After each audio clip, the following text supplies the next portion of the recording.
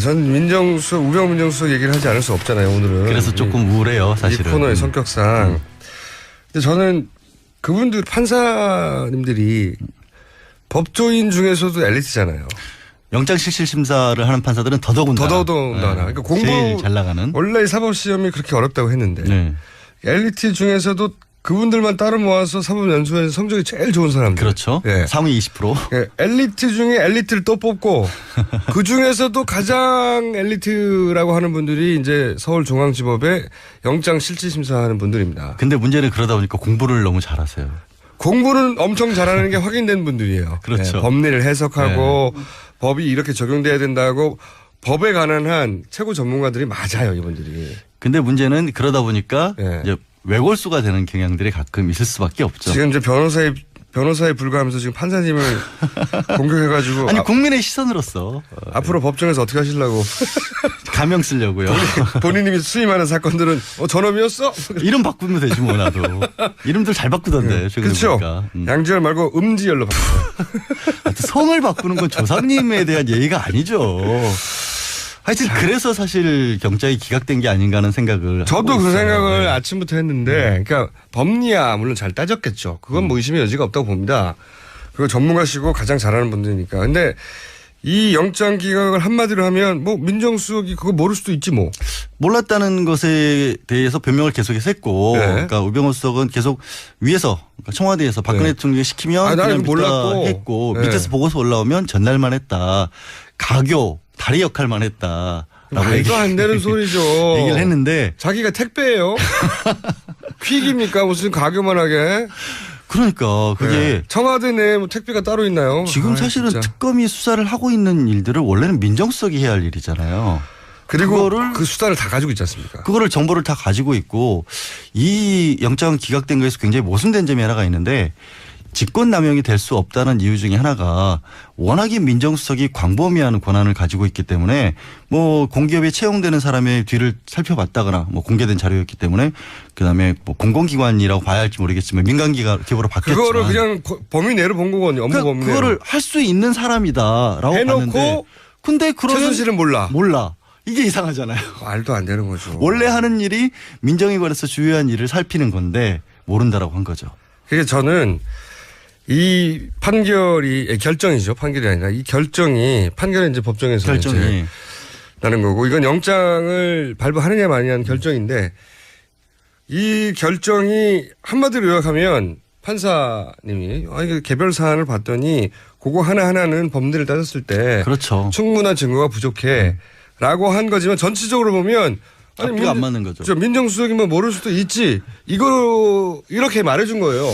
그러니까 이런 거죠. 직무유기라고 하는 거 직권남용 크게 두 개잖아요. 근데 직무유기 같은 경우가 글자 그대로 법 논리만 따지고 본다면 앞에서 예를 들어서 도둑이 도망을 가는데 경찰관이 그걸 보고도 오늘 피곤하니까 쉴래 이래서 안 잡았다. 이런 정도가 돼야 이제 직무유기라고 법적으로는 봐요. 직무유기를 법적으로 인정하는 사례가 그렇게 많지 않다고 하더라고요. 아주 의식적으로 그냥 풀어줬을 때. 근데 말씀하신 것처럼 이거는 하나만 놓고 보면 하나하나 사안 정도를 놓쳤다라고 하면 그렇게 볼 여지가 있긴 한데 너무 많거든요. 그런 게. 전체적으로 하나하나 따질 게 아니라 너무 많아요. 전체 흐름을 볼 때 이 모든 걸 다 모르고 할 수 어떻게 민정수석이 있으면서 이걸 하나도 안 봤지라는 얘기를 당연히 물어볼 수 있어야 되는데 그 부분을 안 다툰 것 같아요. 그걸 안 다툰 게 저는 이제 판사들이 엘리트 판사들이 법을 다루는 데는 유능한데 법만 따지면 그러니까 원래 공부 열심히 하는 학생들은 주변 안 보잖아요. 평소에 학교 다닐 때 많이 다른 집 많이 그분들은 했죠. 대한민국에 안 삽니까? 그분들은 연수원 안 다녀보셨죠? 연수원에 진짜 공부 잘하는 사람들은요. 진짜 딴 세상에 살아요. 진짜 책하고 정말 글자 그대로 집하고 학교밖에 몰라요. 진짜 그런 사람들 그것이 있어요. 저는 이 면제가 될 수 없다고 생각합니다. 면제가 될 수 없다는 얘기를 저도 하는 거예요. 그래서 사법 시스템을 바꾸기 전에는 이게 바뀌지 않을 텐데. 저도 똑같은 생각인데 문제는 지금 당장의 문제가 이거를 그렇다고 특검이 나온 이제 28일 날 끝나는데 아까 조금 전에 이제 연장하느냐 마냐 하고 있지만 연장을 해도 지금 상황에서는 바뀔 게 없거든요. 이 법론을 그대로 적용을 해가지고는. 근데 이제 저는 연장을 하게 되면 조금 더 그 법논리의 기준에 맞는 증거물도 조금 더 찾아내고 이렇게 보시면 조금 돼요. 더 수사를 할 수 있겠죠. 삼성이 이재용 부회장에 대해서 영장이 처음에 기각됐다가 두 번째에 발부가 됐을 때 바뀐 게 바로 첫 번째는 합병 하나에만 받다가 두 번째는 그걸 폭넓게 받잖아요. 2년여에 걸친 밀월 관계. 네. 이 경우도 사실 그런 식으로 특검이 다시 한번 바꿀 수도 있을 것 같은데 시간이 없단 말이죠. 시간이 없죠. 연장을 해야 참 되고. 그러고 보니까 참 이재용 영장 얘기하니까 네. 750원 750원을 제가 예.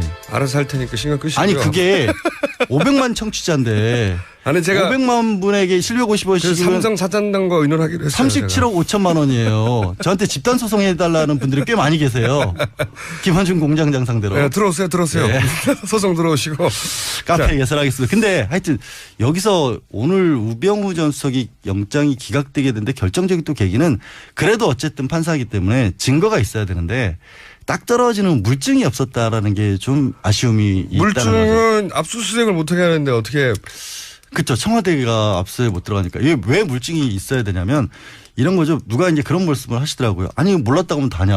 그럼 잘못한 일을 하면서도 나는 몰라서 못했다고 하면 뭐 교통신호 어겨놓고 난 못 봤다 이래버리면 다 되는 거 아니냐. 그거를 법적으로 명백히 불법이라는 것을 알면서도 이게 몰랐다라고 할 수 없다 이런 얘기인데 그거를 밝혀내기가 어려웠던 거예요. 그러니까 그게 청와대 증거가 내에서 없어서. 민정수석실 내에서 오간 자료들을 보면 특검이 아니 어떻게 이런 자료들을 보면서도 이게 불법이라는 사실을 몰랐다고 말할 수 있느냐를 따져 물어야 되는데 그게 아무것도 없었던 거죠. 아무것도 없다기보다는 부족한 거죠. 많이 부족했던 많이 부족한 거죠. 왜냐하면 이제 일단 우병우 민정수석 역시 엘리트 검찰 출신이라 그렇죠. 예. 검찰이 어떻게 수사하는지 잘 알고 있으니 검찰이 수사할 것을 미리 다 증거를 인멸했을 수도 있고요. 이 사항도 고려됐어야 된다고 봅니다. 당연히 모든 정보를 다 쥐고 있는 민정수석의 위치 그리고 엘리트 검사 출신으로 검사들이 수사를 할 때 얼마나 잘 대응할 수 있는가에 대한 고려 그리고 청와대에 압수수색하지 못한 것 이런 고려 그리고 이게 단순히 법리를 따지는 게 아니라 전체적으로 과연 이 사람이 2년 동안이나 이런 걸 아무것도 몰랐을 위치에 있는 것인가에 대한 고려 그리고 시대 정신이 뭔가에 대한 고려 뭐 이런 게 있어야 되는데 법만 따지면 뭐합니까?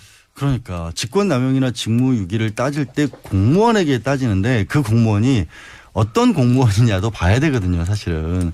그러니까 그냥 자기 단순 맡은 직무 하나가 가진 범위라는 걸 봐야 되는데 민정수석의 범위는 굉장히 크고 다만 이제 증거인멸 같은 것들이 나와주면 결정적으로 구속 사유가 되기도 하는데 증거인멸을 지금 본인이 하고 있지 않고 청와대가 하고 있으니까 그것도 우전수석 청와대 증거인멸의 가이드라인을 이분이 세웠다고 의심해봐야 되는 정황인 거죠. 왜냐하면 민정수석이야말로 그런 걸 가장 잘 아는 자리니까. 지금 밖에 나와 있잖아요, 문제는. 아니 이미 그 가이드라인을 세워주고 예 그분하고 이분하고 통화를 안 한다고 누가 보장할 수 있고 의사소통이 없다고 제가 이제 말하고 싶은 건 근데 이거는 그 수사에 있어서 한계점을 말하는 건데 저는 이제 판사에 대해서도 말하고 싶어요. 정말 법만 공부해서 이런 거는 사실 세상에 대한 판단이기도 하거든요. 그 언론의 흐름 내지는 알려진 바에 따르면 우전수석이야말로 사실 이번 사건에 문을 연 사람이잖아요. 코어예요, 코어. 네. 그러니까 진경준 검사장, 전 검사장 사태부터 시작해가지고 그다음에 이게 어떻게 장모의 건물과 넥슨과의 연결이 돼 있네 이런 것들이 나오다가 나비 효과처럼 번졌다라는 게 이제 그 나비 효과 이론이라고 많이 나왔잖아요. 그리고 실제로 뭐 지난번에 정윤회 문건 파동 때도 그때는 민정비서관이었지만 그거를 막았던 사람도 민정수석, 우병우 민정수석이기 때문에 원래는 이걸 처음부터 끝까지 얘기하신 것처럼 다 알고 있다라고 보는 게 상식에 더 가깝겠죠. 근데 그런 부분들을 특검이 수사가 부족해야 할지 얘기하신 것처럼 판사가 그걸 큰 글을 못 봤다고 해야 할지 하여튼 좀 아쉬운 거죠. 특검이 이제 충분한 자료를 모으지 못했다는 것은 이해할 만한 구석이나 저는 실제로 물리적 시간이 부족했으니까요. 근데 이것도 있어요. 이런 게 뭐냐면 민정수석실에서 일을 도와주는 사람들이 예를 들어서 지금의 뭐 한참 사태의 최순실 게이트의 공신들은 네. 안종범 전 수석이나 정호성 전 비서관처럼 수첩에 깨알같이 적어놓고 아니면 휴대전화에 녹음을 해놓고 이런 사람들이잖아요. 민정수석실에서 우전 수석을 도와줬던 사람들이 그런 자료를 남겼을까요? 안 남겼겠죠. 그렇게 거래를 하진 않았겠죠.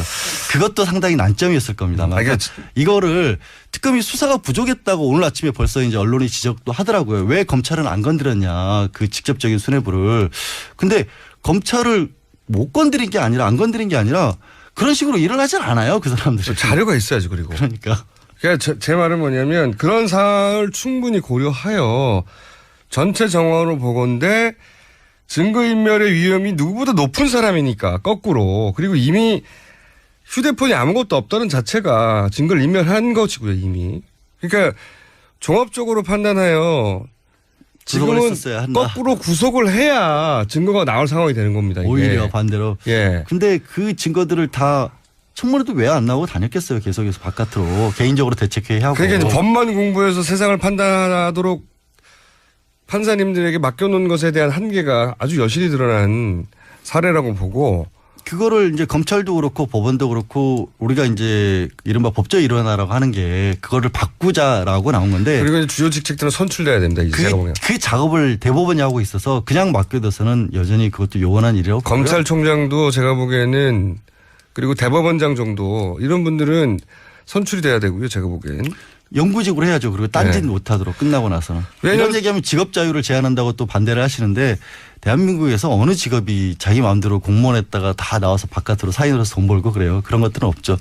근데 우전석은 이제 몇 가지 남아있는 것들이 있긴 해요. 개인적인 어떤 문제들. 이미 변호사협회에서도 수임료 미신고로 징계를 받았기 때문에 그건 어느 정도까지는 사실관계가 드러났다고 봐야거든요. 이번에는 특검에서 이제 특검법에 따른 부분들 공적인 사안만 문제를 삼았기 때문에 이제 영장도 발부가 안 됐고 수사에 난맥이 있었는데 조금 명백하게 드러난 개인 비리 같은 부분은 앞으로도 추가 수사를 해야겠죠.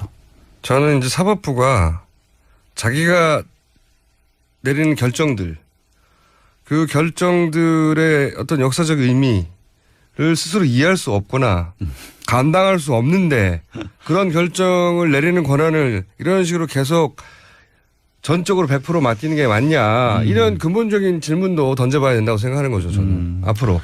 그럼 바꿔야 돼요. 저도 그 부분은 100% 공감을 해요. 네. 그러니까 법원의 판사들이 공부만 잘하는 사람으로 채워지는 게 맞냐 이거예요. 그건 안 되죠. 안 네. 되죠. 저건 늘 얘기하는 건데 변호사도 해보고 검사도 해보고. 그러니까 이제 해외에 5년, 10년 하고. 해외에 보면 판사가 되기 전에 변호사를 해보고 하는 것 쭉 왜냐면은 법으로만 세상이 해석이 됩니까? 안 되거든요. 법이 뭐라고요. 실무를 알아야 되고. 그래서 사실 판사 출신들이요. 네. 변호사 되고 나서 판사 욕을 제일 많이 해요.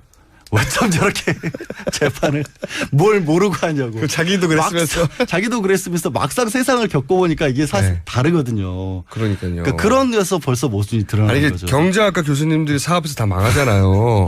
마찬가지예요. 판사님들은 법을 잘 알지 모르겠지만 그러니까. 세상이 실제 운영되는 원리에 대해서는 문외한이어서 세상을 움직이는 진짜 어두운 힘이 있다면 그 힘이 다 빠져나가게 만든 판결이라는 거예요. 이게. 장기적으로 봤을 때는 그런 부분을 고쳐야 하는 것도 있죠.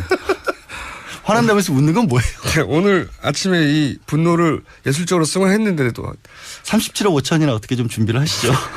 양지열 변호사하고 얘기하다 보니 또 화가 났네요. 저는 판사님들에 대해 지적을 하고 싶어요. 계속해서. 네, 이거는 판사 개인 분에 대한 지적이라기보다는 현재 사법 시스템 자체가 문제가 있다라는 것에 대해서 저도 개인에 대해서도 아쉬워요. 저는 이분이 조금 더 이 판결이 가지는 의미를 법 하나하나가 아니라 아니 이분도 얼마나 힘드셨겠어요. 영장실질심사 판사 맞자마자 첫 심사가 이거였으니 본인은 굉장히 고심을 많이 했을 물론 거예요. 이 모든 이야기는 아무런 외압이 없을 때를 전제한 겁니다. 그렇죠. 물론 외압이 없었겠죠.